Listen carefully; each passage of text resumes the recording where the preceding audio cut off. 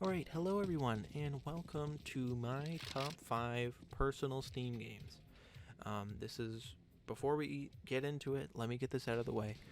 It's my list, and if you don't agree with me, that's 100% okay. Everybody's entitled to their own opinion, and everybody has their favorite games, and that's totally okay. This is just my personal list from playing, I think, around like 8 years on Steam.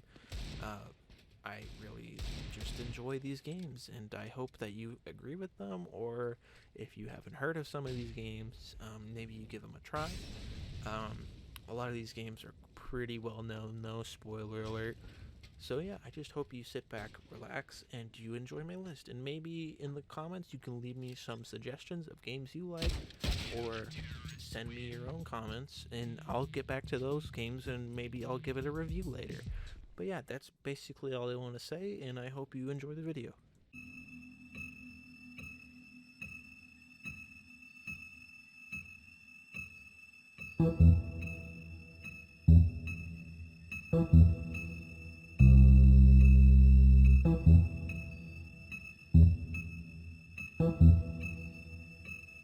Alright, so another choice on my list. This might, I don't know if this is a very agreed upon game. Some people like the other franchises developer makes, but my pick has to be The Wolf Among Us.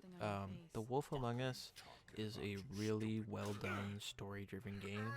It is way different from any of the other games I have on my list, mostly because there's really no shooting, there's no nothing. It's just a thriller crime noir that takes place in a fantasy world where it's more of a realistic take on fairy tales. Like for example, you play as Big B Wolf, which is you play as the big bad wolf. Just it's Big B Wolf, and you have a partner in crime, that being Snow White. And basically, what kicks the whole story into motion is, you know, everybody kind of hates Big B because he used to be an asshole before they all moved to the place they live in.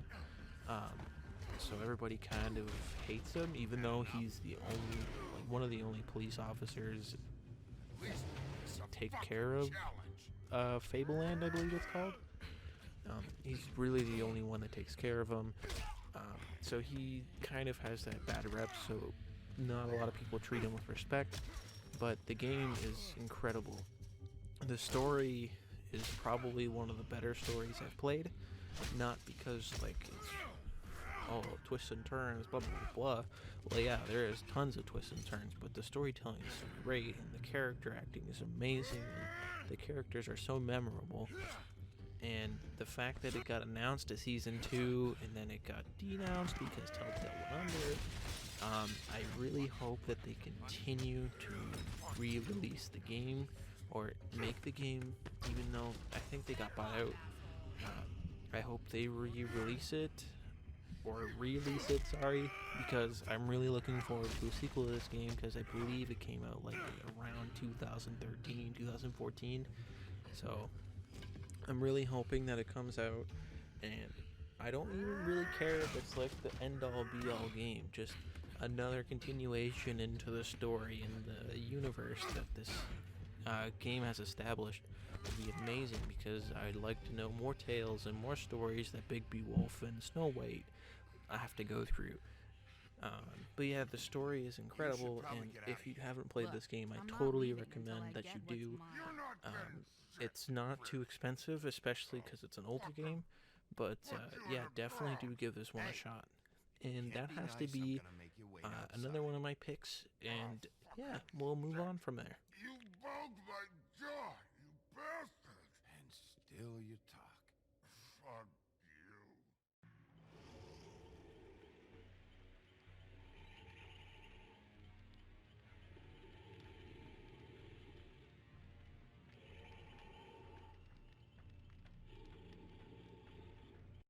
Okay, so my next game is going to be Dead by Daylight, and Dead by Daylight is an extremely fun game, but it's also incredibly frustrating, mostly just because usually I'm kind of bad at it.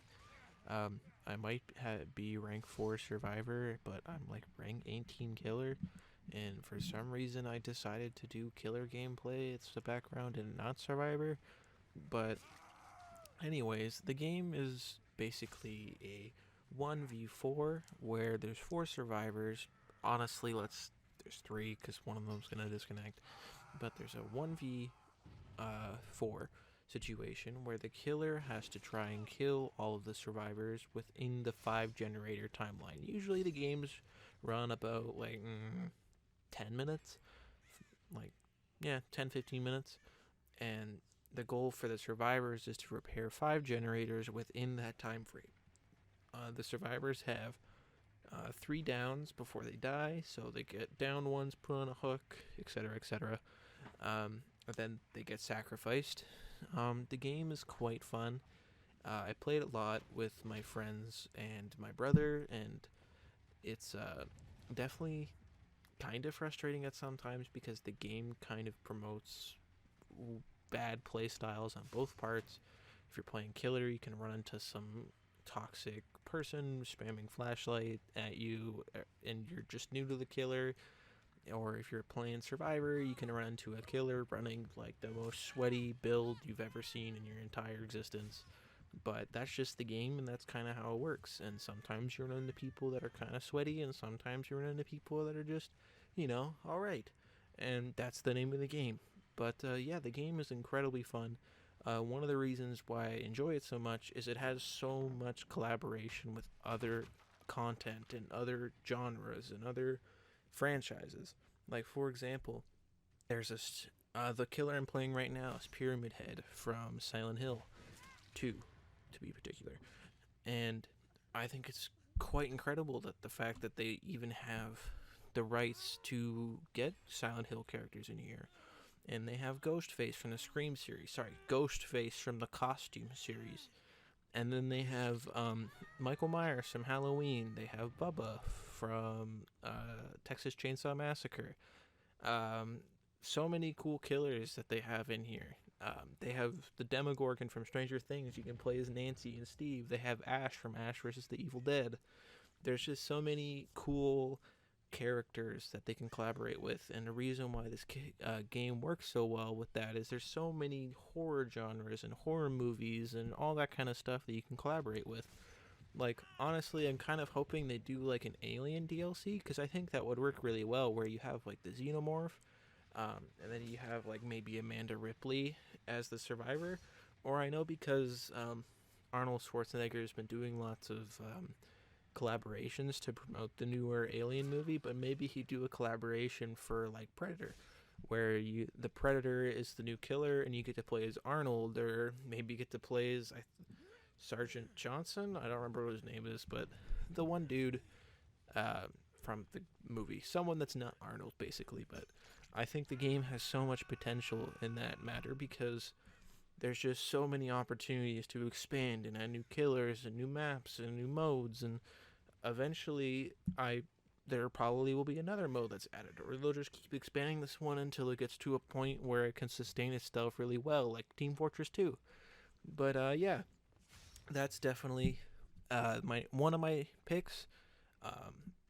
But let's move on to the next pick. Okay, so next we have Hotline Miami, and Hotline Miami is an interesting one, mostly because, well, it's a lot different from other games. It's a top-down shooter.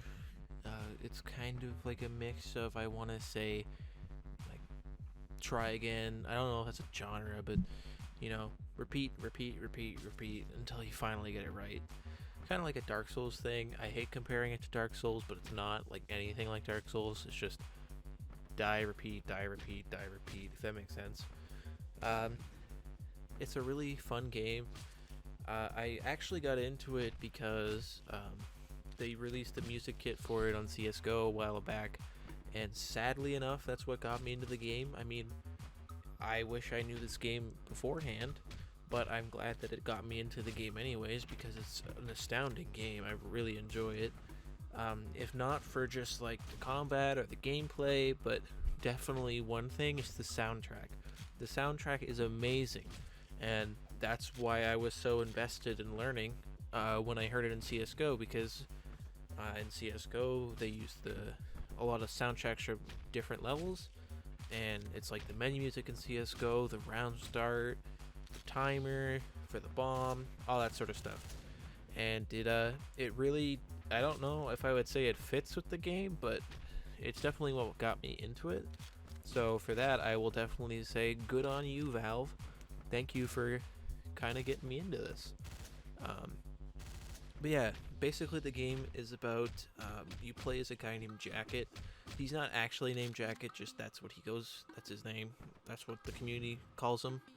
And he's basically, you don't know this until the second game, but he is a ex-military member. Um, and basically he's tasked with taking out the Russian mafia. It's not like he was given this task explicitly. He gets mysterious phone calls. He and several others get mysterious phone calls from a secret organization known as 50 Blessings.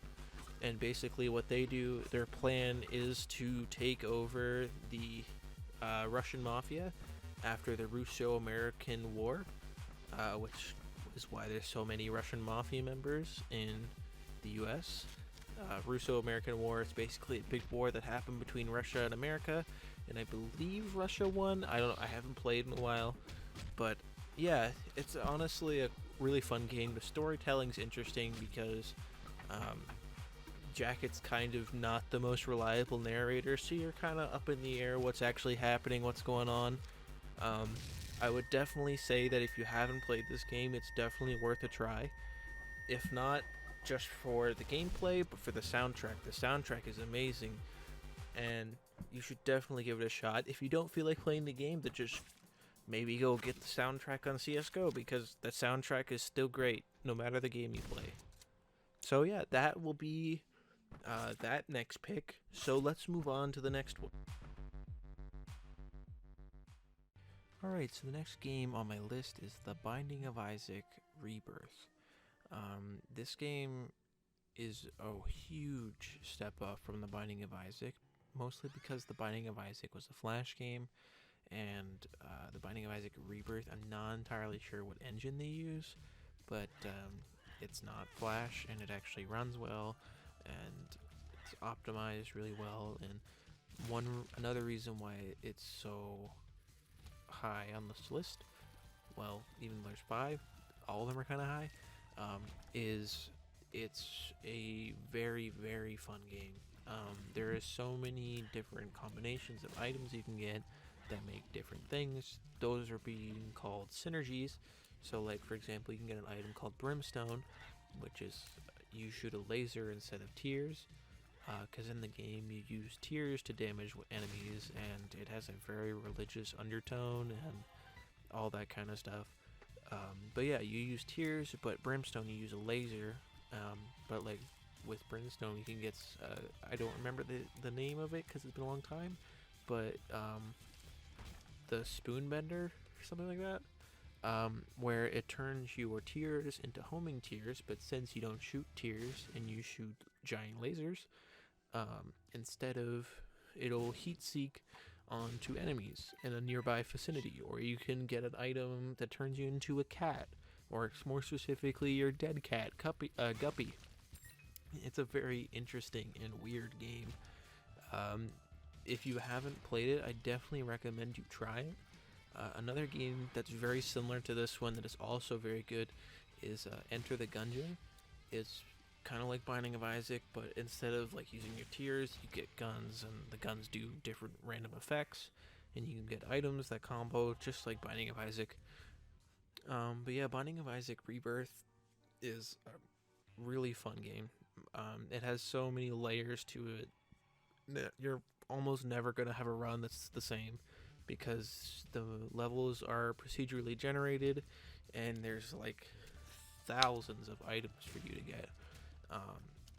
And it's just, there's so much variety in the game, and there's like almost no reason to like have the same run, and you can get a character later in the game. I think it's after you defeat like God or the Angel for the first time. You can play as Eden, and Eden basically starts you with a 2 random items and one random active item. So, item you have to click the space bar to use.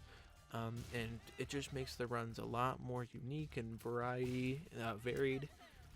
So even if you're bored and for some reason you think it's repetitive, you can at least play with Eden and have a different experience every time you start up. That being said, you get coins to play as Eden, so you can lose them. If you die, you lose a coin. If you play Eden, you win, you get a coin. So it's basically like that Eden run never happened because you finished it and you don't lose an Eden coin, you don't gain one. You just kind of sit there. But, I mean, if you get to keep playing Eden and you don't die, then I don't really see the problem.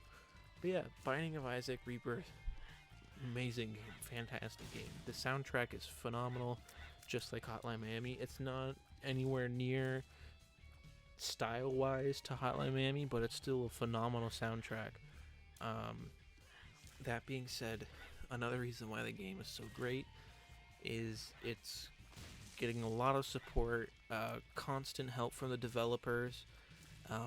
For example, their games I think was released around like 2016, somewhere around there I think, and you could play it then, and it's a completely different game now. I think there's been two or three DLCs that have been released that have added so much content to the game and have just made it so much more enjoyable over time.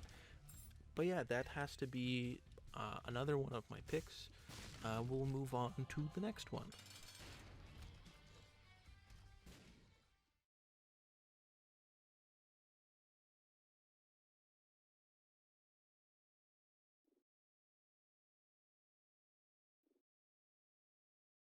So the next pick will definitely have to be Garrys Mod.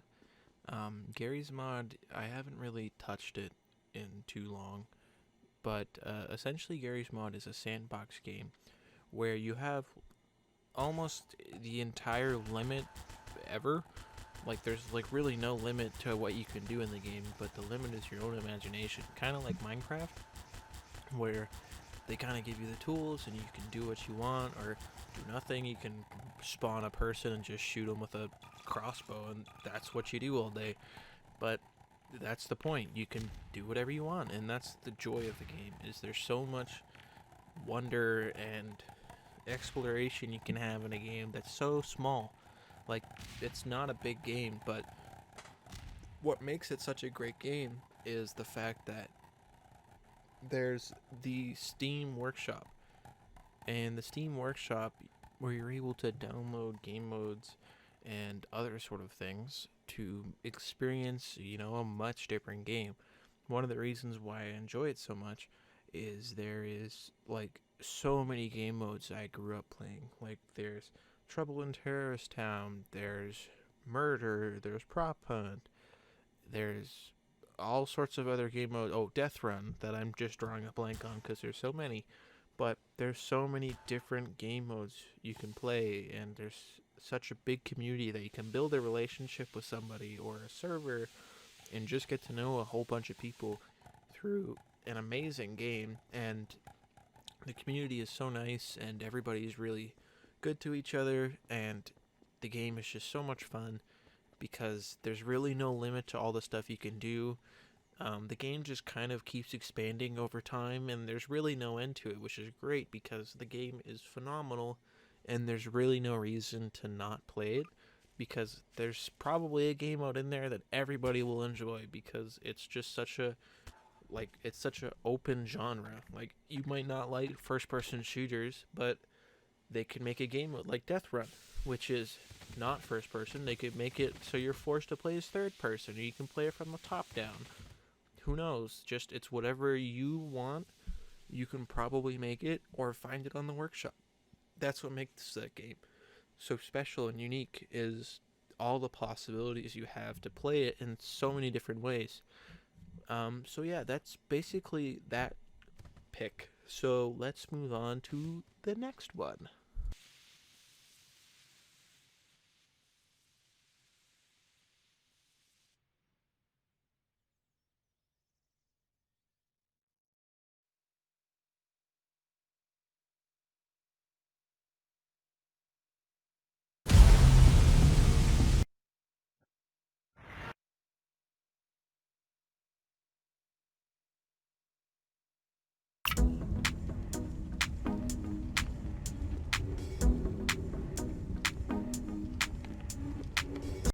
I haven't really played a whole lot of Payday 2 on Steam, but I played a bunch of it on the PS4 and the Xbox 360 and the PS3 when they were all released back then.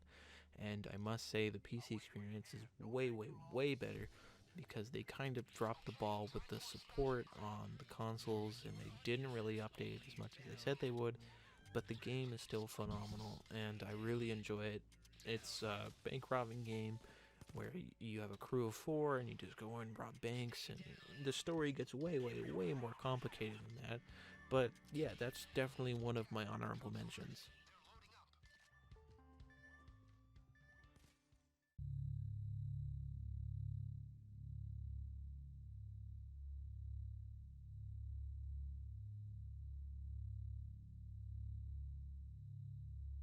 Okay, so the last game in my honorary mentions list is Rust. And, well, where do I begin with this game? It's frustrating, let me tell you that. It is a pain in the ass to play sometimes, but there's those moments where you play it and it's just so, so satisfying. Basically, Rust is a hardcore version of a survival game. It's not like a hardcore survival game in the sense that you die really quick from hunger and all that stuff. There is a hunger bar and there is a hydration meter, but it's not the main focus of the game at all. Um, Rust is an online multiplayer survival game. So really the challenge doesn't come from surviving, it comes from other people. And that's what makes this game so frustrating sometimes is you will die and you will die a lot. But that's the beauty of the game is once you learn all the tricks and you learn what to do and you don't get rusty, pun intended, not really. But once you learn all that kind of stuff, you start getting the gears in motion and you start knowing what to do. And when a server wipes and everybody gets their plate swiped clean, you know exactly what to do. You know how to get where you need to really quickly. And once you get more well versed in how the game actually works, then you can get into PvP. And PvP is a whole nother ball game. But definitely, if you haven't tried Rust, it's a little up there in price. It's around like $40, but it has gone on sale a couple times recently, and I do recommend you playing it. Mostly because if you're a fan of survival games or multiplayer games, or if you're looking for a game to play with a friend, this is definitely a game for you.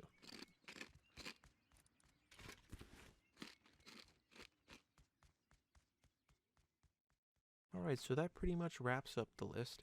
I hope you maybe agree with some of the picks I made. If not, that's okay. Everybody's entitled to their opinion. That's what makes people people. But yeah, I really hope you enjoyed the video. If you want to leave a comment telling me your favorite games and what you think is your favorite game, and maybe I'll come try it out and make a review of it and see how I like it, or maybe we could end up playing it one day. But yeah, thank you so much for tuning into the video, and I really hope you all have a great day.